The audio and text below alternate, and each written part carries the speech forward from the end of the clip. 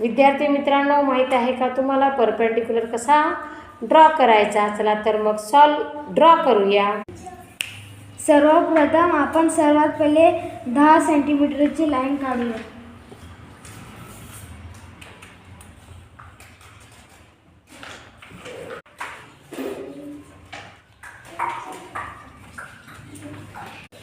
आपण अर्ध्यापेक्षा जास्त आर्क काढूया।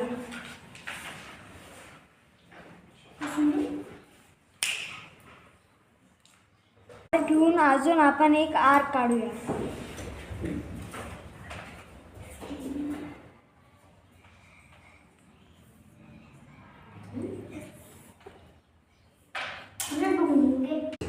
आपण आर्क मधला मध्यबिंदू जॉईन करून घेऊया।